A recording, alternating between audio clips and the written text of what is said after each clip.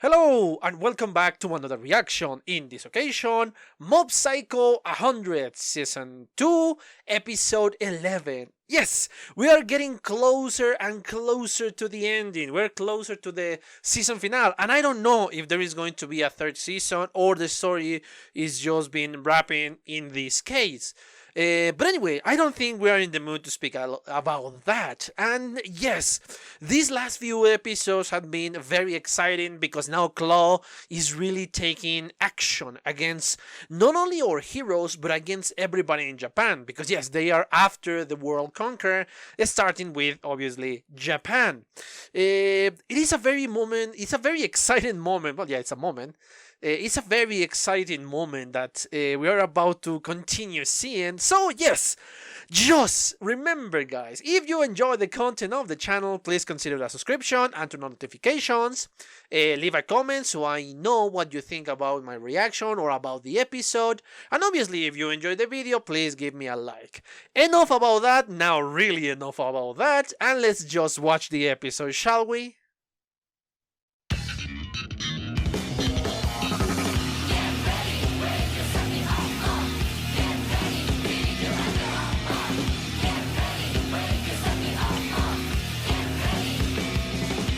Okay, I'm back. I just watched a second time the 11 episode of the second season, and this is a very exciting moment. Now we know that Mob is finally awake and he's on the move. We know that he is just entering the tower, and we know he's going to face what it seems probably the second most powerful one of the Claw organization. So yes, a lot is going on in this episode, but obviously that is the end of it. We obviously have to speak about all the things that we saw in the episode, especially with the flashy fights that we got this time. A lot of flashy fights. We obviously have the teleportation guy that really was beating everybody around him, that it was just so powerful that all of them were overwhelmed by the power of this guy, because it's not just teleportation, it's actually the ability to read the movements of other people. Luckily, Tero is quite good at fighting. I guess thanks to his years previously knowing Mob, and obviously the moments in which he learned to just not depend on his power.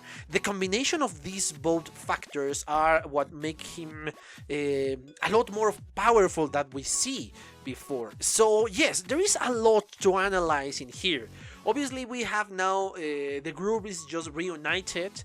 We have obviously Ritsu that is just trying to I don't know if protect is the right word, or giving a better chance to the son of the Claw leader to win against his own father. So yeah, it's Sho.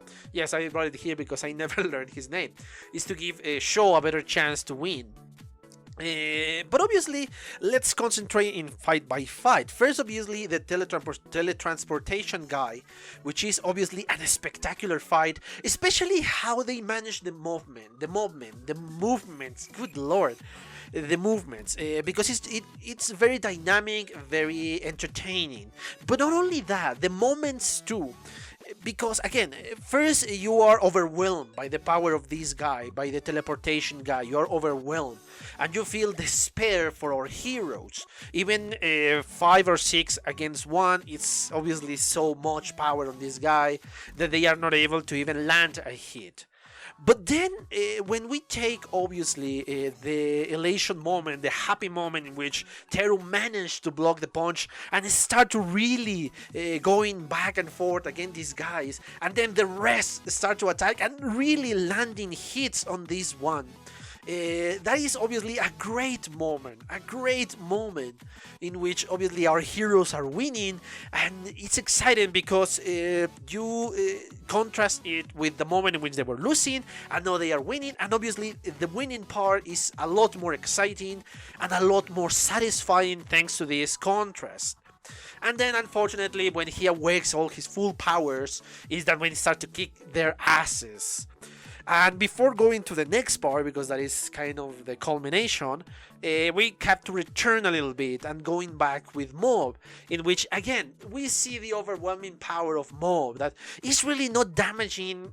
Nothing is damaging. His shield is way too powerful, even if he's not using the 100% of his strength. So this is interesting because again, once again, Mob is trying to restrain his power, and obviously, yeah, even with that restraint, he is managing to defend himself quite well. But obviously, we got again another person that is helping Mob. In this case, Matsuo, the guy who can use evil spirits.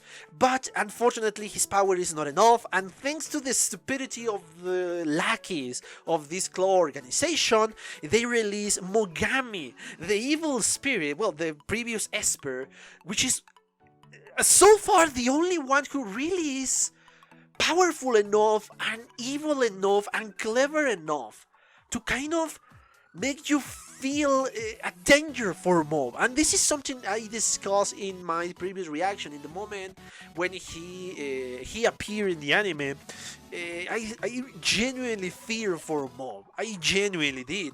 And this guy is a spectacular example of somebody so powerful that really Mob could only defeat while the question mark moment.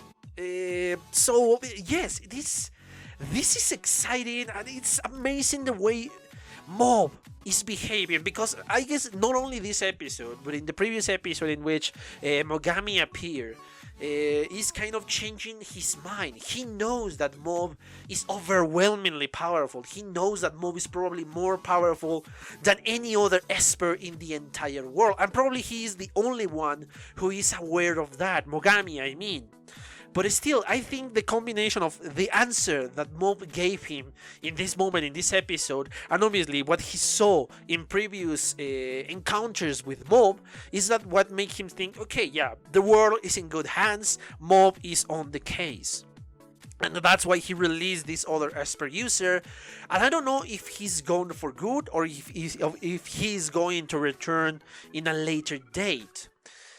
But yes, very spectacular fight against the plant guy, and obviously we have our confrontation between Sho and his father. His father is actually very, very genuinely terrifying and very powerful. I don't know if he's on the same level as Mob. I highly doubt it, especially with the question mark moment that Mob has, that we don't know just how much power is in that being, in that entity. But still, it's very intimidating. And yeah, unfortunately, Sho is not as powerful as his father, and we're starting to see the real danger in the world. That the reasoning behind he's so sure, he's so certain that he is going to conquer the world, because he hasn't encountered any Esper as powerful as him. So yeah, that's why, okay, I'm going to take over the world. So, yeah, I think it's very similar to the case of Teru and to the case of Mob and probably to the case of Sho. That this guy, the leader of Claw, is actually capable of doing several things. He's not just focusing his power in one specific point. No, he's really powerful and with a lot of powers at his disposal. So yeah, that makes him above the rest, obviously. But now we have the culmination of the battle before entering the tower.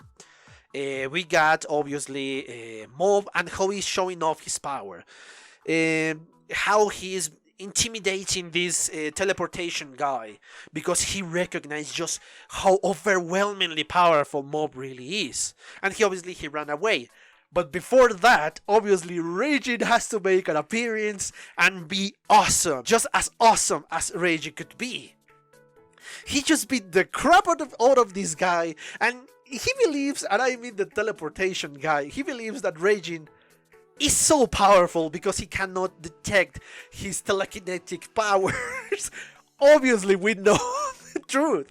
But I love how Reijin could be so intimidating without really having any powers on his own.